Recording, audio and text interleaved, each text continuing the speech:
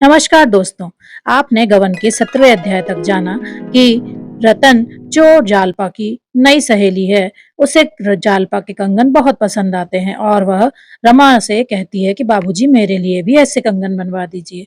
रमा जब अपने सर्राफ गंगू के पास जाता है और वो पैसे देता है जो रतन ने उसको दिए थे, तो वह रख लेता है और बार-बार रतन रमा के कहने के बावजूद वह कंगन नहीं बनाता है और एक दिन कह ही देता है कि जब मुझे मेरे पूरी पुरानी उधारी दे दोगे तभी मैं कंगन बनाऊंगा। और यहाँ बार बार रतन के पूछने पर, रमा के मना करने पर कि कंगन अभी नहीं बने, वो बना रहा है, तो रतन बहुत चिढ़ जाती है और कहती है मुझे नहीं बनवाने ऐसे कंगन, मुझे मेरे पैसे लौटा दीजिए। तो अब रमा क्या करेगा जब उसके हाथ में पैसे भी नहीं है और कंगन भी नहीं। भाग 18। संध्या हो गई थी।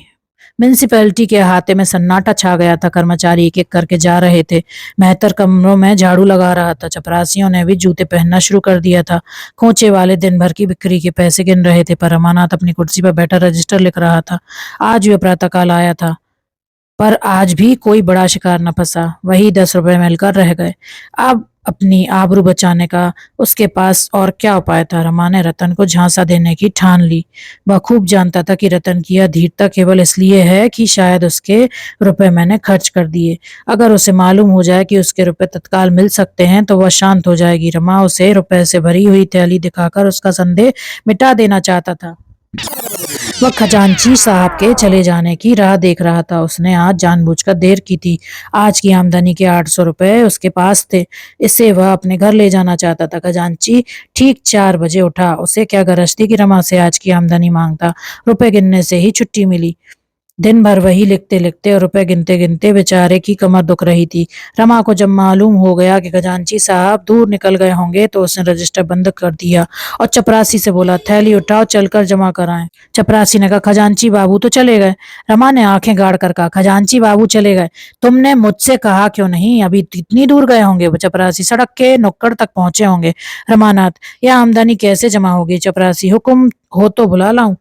रमानाथ, अजी जाओ भी, अब तक तो कहा नहीं, अब उन्हें आधे रास्ते से बुलाने जाओगे? हो तुम भी निरे बछिया के ताऊ, आज ज्यादा छान गए थे क्या? खैर, रुपए इसी दराज में रखे रहेंगे, तुम्हारी जिम्मेदारी रहेगी। चपरासी, नहीं बाबू साहब, मैं यहाँ रुपया नहीं रखने दूंगा। सब घड़ी बराबर नहीं जाती, कहीं रुपए उठ जाएं तो मैं बेगुनाह मारा जाऊंगा। सुबीते का ताला भी तो नहीं है यहाँ।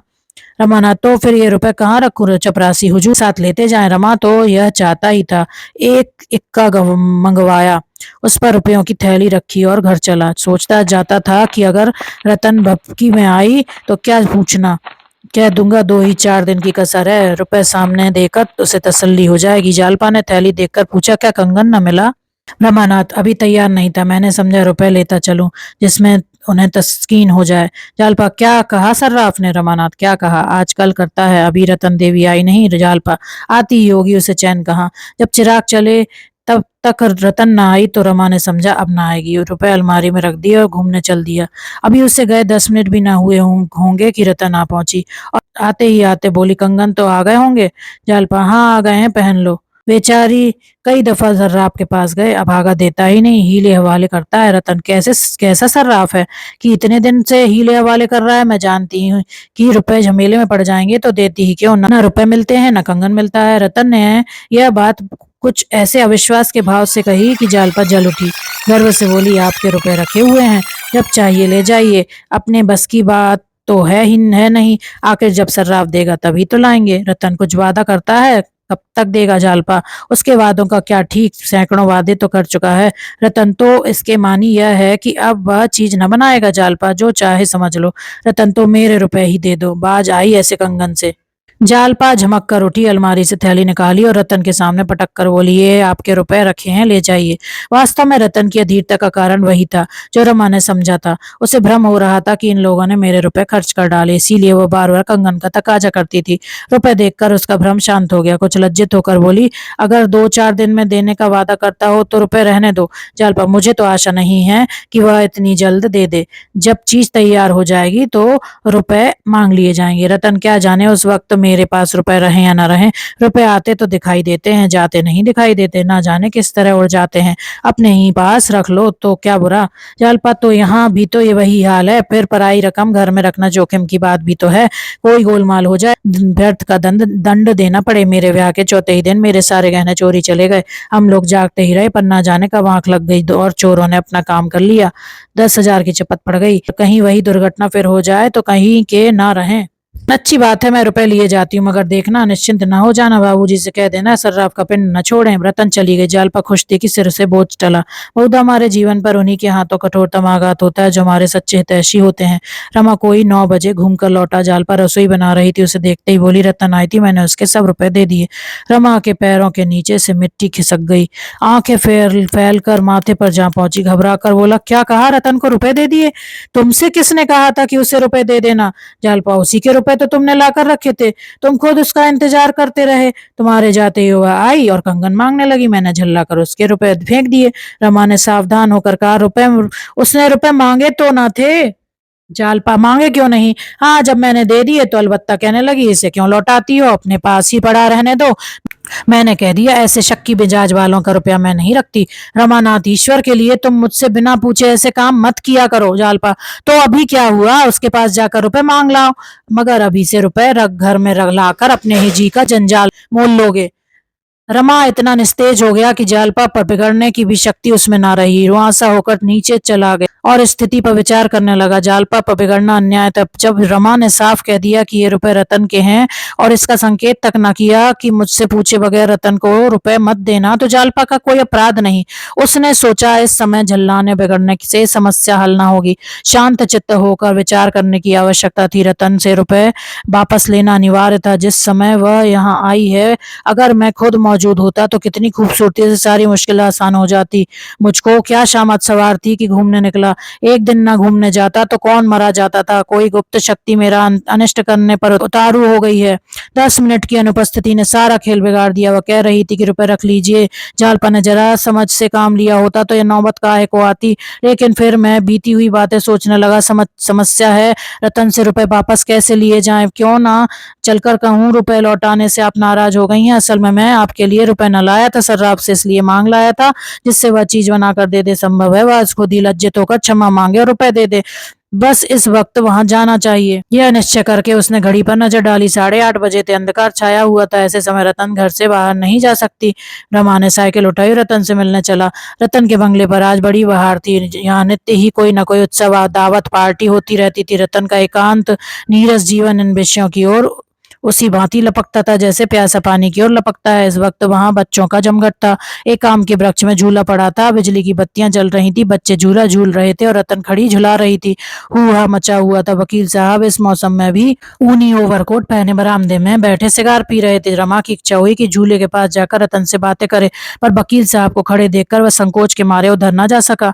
वकील साहब ने उसे देखते ही हाथ बढ़ा दिया और बोले, आओ रमा बाबू, कहो तुम्हारे म्युनिसिपल बोर्ड की क्या खबरें हैं। रमा उसी पर बैठते हुए कहा, कोई नई बात तो नहीं हुई। वकील, आपके बोर्ड में लड़कियों की अनिवार्य शिक्षा का प्रस्ताव कब पास होगा? और कई बोर्डों ने तो पास कर दिया। जब तक स्त्रियों की शिक्षा का काफी प्रचार न होगा, हमारा कभी उद्धार न होगा। आप तो यूरोप ना गए होंगे। ओह, क्या आजादी है, क्या दौलत है, क्या जीवन है, क्या उत्साह है। बस मालूम होता है यही स्वर्ग है। और स्त्रियां भी सचमुच देवियां हैं, इतनी हंसमुख, इतनी स्वच्छंद। यह सब स्त्री की शिक्षा का प्रसाद है। सामान्य समाचार पत्रों में इन देशों का जो थोड़ा बहुत हाल पड़ा था, उसके आधार पर बोला, वहाँ स्त्रियों का आचरण तो बहुत अच्छा नहीं है। वकील, नॉनसेंस। अपने अपने देश की प्रथा है। आप एक युवती को किसी युवक के साथ एकांत में विचरते देखकर दांतों तले उंगली दबाते हैं। आपका अंतःकरण इतना मलिन हो गया है कि स्त्री पुरुष को एक जगह देखकर आप संदेह किए रह ही नहीं जा सकते। पर जहाँ लड़के और लड़कियां एक साथ शिक्षा पाते हैं, वहाँ यह जाति भेद बहुत महत्व की वस्तु नहीं रह जाती। आपस में स्नेह और सहानुभूति की इतनी बातें पैदा हो जाती हैं कि कामुकता का अंश बहुत थोड़ा रह जाता है। यह समझ लीजिए कि जिस देश में स्त्रियों की जितनी अधिक स्वाधीनता है, वह देश उतना ही सभ्य है। स्त्रियों को कैद में, पर्दे में या पुरुषों से कोसों दूर रखने का तात्पर्य यही निकलता है कि आपके यहाँ जनता इतनी आचार भ्रष्ट है कि स्त्रियों का अपमान करने में जरा भी संकोच नहीं करती। युवकों के लिए राजनीति, धर्म, ललित कला, साहित्य, दर्शन, इतिहास, विज्ञान और हजारों ही ऐसे विषय हैं जिनके आधार पर वे युवतियों से गहरी दोस्ती पैदा कर सकते हैं। कामलिप्सा उन देशों के लिए आकर्षण का प्रधान विषय है जहां लोगों की मनोवृत्तियां संकुचित रहती हैं। मैं साल भर यूरोप और अमेरिका में रह चुका हूँ। कितनी सुंदरियों के साथ मेरी दोस्ती थी, उनके साथ खेला हूँ, नाचा भी हूँ, पर कभी मुंह से ऐसा शब्द न निकलता था जिसे सुनकर किसी युवती को लज्जा से सिर झुकाना पड़े। और फिर अच्छे और बुरे कहाँ नहीं है। रमा को इस समय उन बातों में कोई आनंद न आया। वह तो इस समय दूसरी ही चिंता में मग्न था। वकील साहब ने फिर कहा, जब तक हम स्त्री पुरुषों में को अबाध रूप से अपना अपना मानसिक विकास न करने देंगे, हम अवनति की ओर खिसकते चले जाएंगे। बंधनों से समाज का पैर न बांधिए, उसके गले में कैदी की जंजीर न डालिए। विधवा विवाह का प्रचार कीजिए, खूब जोरों से कीजिए, लेकिन यह बात मेरी समझ में नहीं आती कि जब कोई अधेड़ आदमी किसी युवती से ब्याह कर लेता है तो क्यों अखबारों में इतना कोहराम मच जाता है। यूरोप में 80 बरस के बूढ़े युवतियों से ब्याह करते हैं, 70 वर्ष की वृद्धाएं युवकों से विवाह करती हैं। कोई कुछ नहीं कहता, किसी की को कानो कान खबर भी नहीं होती। हम बूढ़ों को मरने के पहले ही मार डालना चाहते हैं। हालांकि मनुष्य को कभी किसी सहगामिनी की जरूरत होती है तो वह बुढ़ापे में, जब उसे हरदम किसी अवलंब की इच्छा होती है, जब वह पर मुखापेक्षी हो जाता है। रमा का ध्यान झूले की ओर था। किसी तरह रतन से दो दो बातें करने का अवसर मिले, इस समय उसकी सबसे बड़ी यही कामना थी। उसका वहां जाना शिष्टाचार के विरुद्ध था। आखिर उसने एक क्षण के बाद झूले की ओर देखकर कहा, ये इतने लड़के किधर से आ गए। रतन भाई को बाल समाज से बड़ा स्नेह है। ना जाने कहाँ कहाँ से इतने लड़के जमा हो जाते हैं। अगर आपको बच्चों से प्यार हो तो जाइए। रमा तो यह चाहता ही था। चट झूले के पास जा पहुंचा। रतन उसे देखकर मुस्कुराई, बोली, इन शैतानों ने मेरी नाक में दम कर रखा है। झूले से इन सबों का पेट ही नहीं भरता। आइए जरा आप भी बेगार कीजिए, मैं तो थक गई। यह कहकर वह पक्के चबूतरे पर बैठ गई। रमा झोंके देने लगा। बच्चों ने नया आदमी देखा तो सबके सब अपनी बारी के लिए उतावले होने लगे। रतन के हाथों 2 बारियां आ चुकी थी। और यह कैसे हो सकता था कि कुछ लड़के तो तीसरी बार झूले और बाकी बैठे मुंह ताके। 2 उतरते तो 4 झूले पर बैठ जाते। रमा को बच्चों से नाम मात्र को भी प्रेम न था, पर इस वक्त फंस गया था। क्या करता। आखिर आधा घंटे की बेगार के बाद उसका जी उब गया।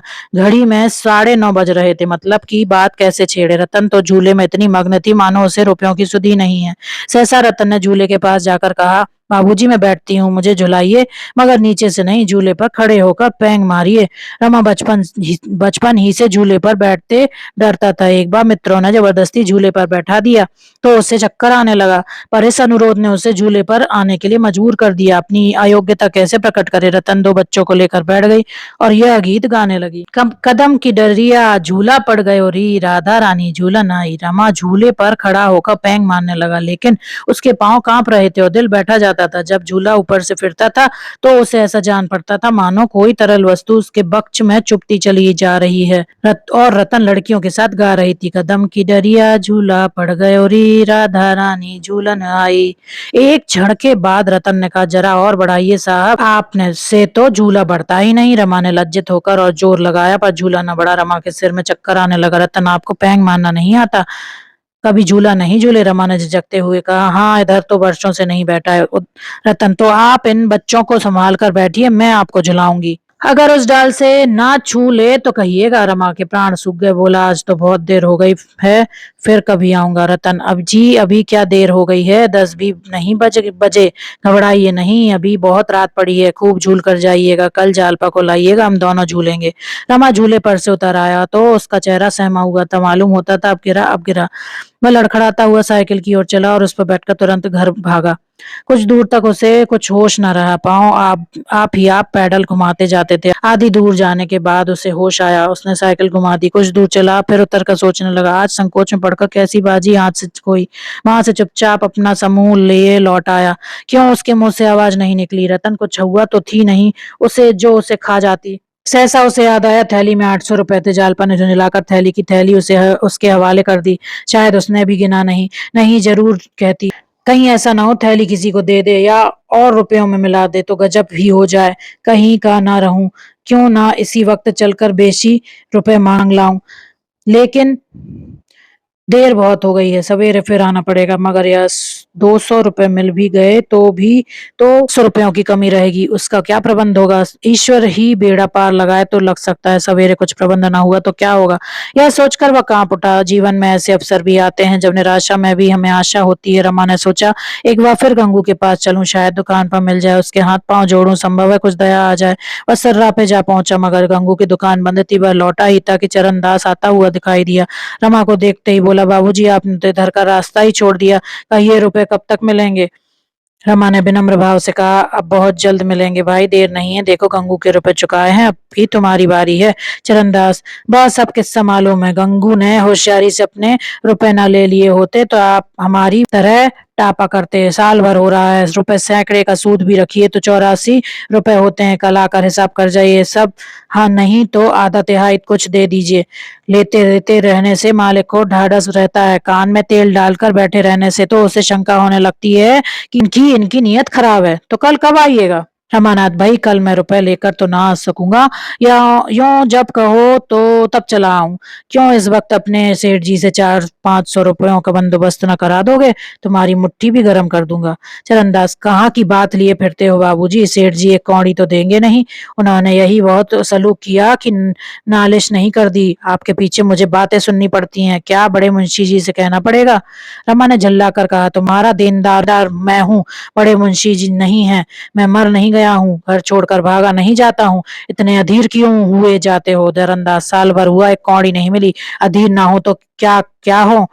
कम से कम 200 गिनकर रखिएगा। रमानाथ, मैंने कह दिया मेरे पास अभी रुपए नहीं है। चरणदास, रोज गठरी काट काट कर रखते हो, उस पर कहते हो रुपए नहीं है, कल रुपए जुटा रखना, कल आदमी जाएगा जरूर।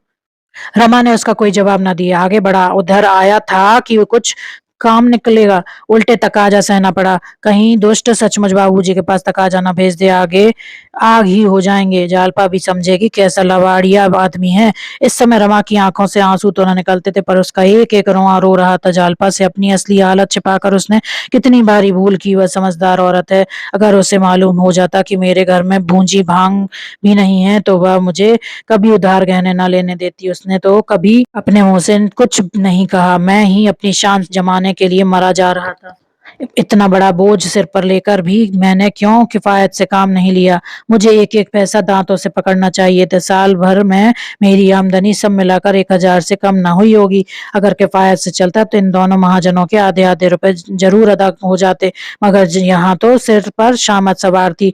इसकी क्या जरूरत थी कि जालपा मोहल्ले भर की औरतों को जमा करके रोज सैर करने जाती? सैकड़ों रुपए तो तांगे वाला ले गया होगा, मगर यहाँ तो उस पर रोब जमाने की पड़ी हुई थी। सारा बाजार जान जाए कि लाला निरे लफंगे हैं, पर अपनी स्त्री न जानने पाए। बाहरी बुद्धि, दरवाजे के लिए पर्दों की क्या जरूरत थी? 2 लैंप क्यों लाया? नई निवाड़ लेकर चारपाइयां क्यों बिनवाई? उसने रास्ते ही में उन खर्चों का हिसाब तय कर लिया जिन्हें उसकी हैसियत के आदमी को टालना चाहिए था। आदमी जब तक स्वस्थ रहता है उसे किसकी चिंता नहीं रहती कि वह क्या खाता है, कितना खाता है, कब खाता है। लेकिन जब कोई विकार उत्पन्न हो जाता है तो उसे याद आती है कि कल मैंने पकौड़ियां खाई थी। विजय वही बहिर्मुखी होती है, पराजय अंतर्मुखी। जालपा ने पूछा, कहाँ चले गए थे, बड़ी देर लगा दी?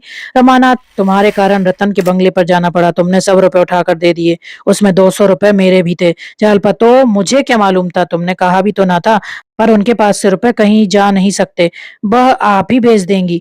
रमानाथ, माना, पर सरकारी रकम तो कल दाखिल करनी पड़ेगी। जालपा, कल मुझसे 200 रुपए ले लेना, मेरे पास हैं। रमा को विश्वास न आया, बोला, कहीं हो ना तुम्हारे पास? इतने रुपए कहाँ से आए? जालपा, तुम्हें इससे क्या मतलब, मैं तो 200 रुपए देने को कहती हूँ।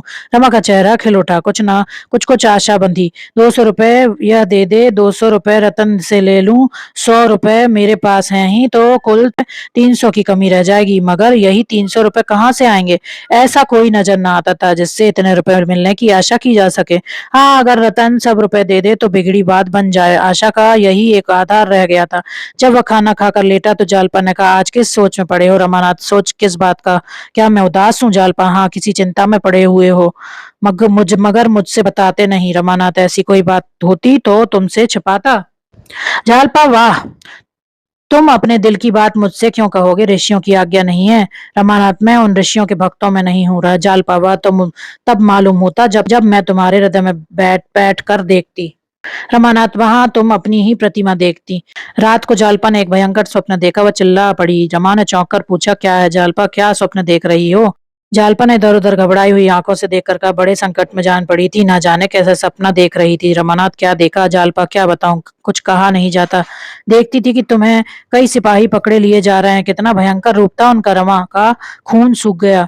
2-4 दिन पहले इस स्वप्न को उसने हंसी में उड़ा दिया होता। इस समय वह अपने को सशंकित होने से न रोक सका, पर बाहर से हंसकर बोला, तुमने सिपाहियों से पूछा नहीं इन्हें क्यों पकड़े लिए जाते हो? जालपा, तुम्हें हंसी सूझ रही है और मेरा हृदय कांप रहा है। थोड़ी देर के बाद रमा ने नींद में बकना शुरू किया, अम्मा कह देता हूँ, फिर मेरा मुंह न देखोगी, मैं डूब मरूंगा। जालपा को अभी तक नींद न आई थी। भयभीत होकर उसने रमा को जोर से हिलाया और बोली, मुझे तो हंसते थे और खुद बकने लगे। सुनकर रोए खड़े हो गए। स्वप्न देखते थे क्या? रमा ने लज्जित होकर कहा, हाँ जी, ना जाने क्या देख रहा था, कुछ याद नहीं। जालपा ने पूछा, अम्मा जी को क्यों धमका रहे थे? सच बताओ, क्या देखते थे? रमा ने सिर को जलाते हुए कहा, कुछ याद नहीं आता, यूं ही बकने लगा हूंगा। जालपा, अच्छा तो करवट सोना, चित्त सोने से आदमी बकने लगता है। रमा करवट फोड़ गया, पर ऐसा जान पड़ता था मानो चिंता और शंका दोनों आंखों में बैठी हुई निद्रा के आक्रमण से उनकी रक्षा कर रही हैं। जगते हुए 2 बज गए। सहसा जालपा उठ बैठी और सुराही से पानी उड़ेलती हुई बोली, बड़ी प्यास लगी थी, क्या तुम अभी तक जाग ही रहे हो? हाँ जी, नींद उचट गई है। 5 मैं सोच रहा था तुम्हारे पास 200 रुपए कहाँ से आ गए मुझे इसका आश्चर्य है। जालपा, ये रुपए मैं मायके से लाई थी, कुछ विदाई में मिले थे, कुछ पहले से रखे थे। रमाना, तब तो तुम रुपए जमा करने में बड़ी कुशल हो, यहाँ क्यों नहीं कुछ जमा किया? जालपा ने मुस्कुराकर कहा, तुम्हें पाकर अब रुपए की परवाह नहीं रही। रमानाथ, अपने भाग्य को कोसती होगी। जालपा, भाग्य को क्यों कोसूं? भाग्य को वह औरतें रोएं जिनका पति निकट्टू हो, शराबी हो, दुराचारी हो, रोगी हो, तानों से स्त्री को छेदता रहे, बात बात पर बिगड़े। पुरुष मन का हो तो स्त्री उसके साथ उपवास करके भी प्रसन्न रहेगी। रमा ने विनोद भाव से कहा, तो मैं तुम्हारे मन का हूँ? जालपा ने प्रेम पूर्ण और गर्व से कहा, मेरी जो आशा थी उससे तुम कहीं बढ़कर निकले। मेरी 3 सहेलियां हैं, एक का भी पति ऐसा नहीं। एक एमए है पर सदा रोगी, दूसरा विद्वान भी है और धनी भी, पश्चागामी है, तीसरा घुरघुस्सू है और बिल्कुल निखट्टू। रमा का हृदय गदगद हो उठा। ऐसी प्रेम की मूर्ति और दया की देवी के साथ उसने कितना बड़ा विश्वासघात किया। इतना दुराव रखने पर भी जब इसे मुझसे इतना प्रेम है तो मैं अगर इस उससे निष्कपट होकर रहता तो मेरा जीवन कितना आनंदमय हो